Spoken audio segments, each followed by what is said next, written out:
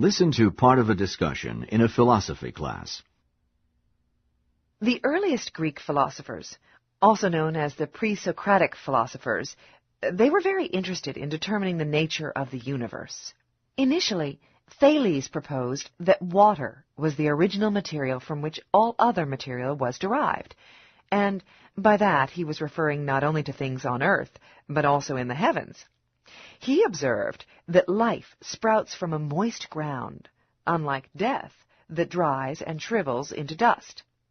The fact that water could transform itself into a solid, as it does when it freezes into ice, or it could change into air, as it does when heated into steam, well, this convinced him that everything had originated as water and would eventually return to water. He believed that all things are living things, including rocks and metals, and so literally everything would transform itself into the original material, water, in a logical pattern of change. A little later, Anaximander, and he was a student of Thales, so Anaximander was set on a path that involved questioning which of the elements was the most basic or fundamental. But he suggested that the universe was not originally made up of water, as Thales had reasoned, but was a living mass, which he called the infinite. The word in Greek actually means unlimited, but most translators have used the term infinite since it probably captures the meaning a little better in English.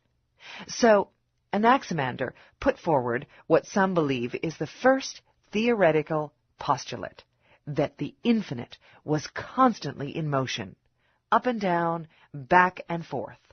So, although the infinite had begun as a whole, the motion had caused pieces to be broken off to form all of the elements of the universe, the earth, the sun, stars. Then, he speculated that as the oceans had begun to evaporate, the first sea plants and animals had formed, and from them their descendants, the birds and land animals, evolved, until finally mankind was created. That sounds a lot like evolutionary theory. Yes, it does. Probably the first instance of evolutionary theory among Europeans, although the Chinese philosophers had discussed this possibility earlier. Okay, so what do you think he postulated about the continued motion of the universe? Anyone? I remember that part. He thought that all of these separate elements would eventually be put back together into the original infinite mass. Precisely right. But good students think for themselves, and some years later, Anaximander's student, Anaximenes, criticized his teacher's view. He deduced that the original element of the universe was air, which was timeless and boundless, and in fact, alive. Because mankind and all the animals must breathe air in order to survive, he believed, therefore, that air had been transformed into blood, bone, and flesh. He also concluded that air was the origin of water, stone, and earth, and I think you can see the analogy with the parts of the body there. Furthermore, he contended that the solid condensations of air constituted the body of the world, but the ethereal quality of air constituted the spirit of the world, and it was the spirit that remained alive forever. Now, these three philosophers, Thales, Anaximander, and Anaximenes, they were all residents of Miletus, and were very active beginning about 600 years before the Christian era. So, they were called the Milesian philosophers, and they all had different views, but they also had something in common. Do you mean that they were all materialists? Because they were trying to explain the universe in terms of perceivable elements like water and air? Good observation. Let's take that a step further. They all attempted to explain the unknown in terms of the familiar, instead of looking to the current mythologies or to a divine presence.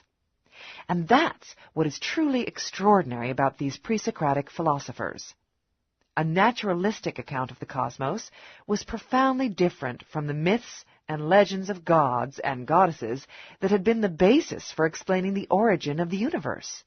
So what do you mean by naturalistic? I mean that they tried to use scientific arguments, and this marked a very new way of thinking.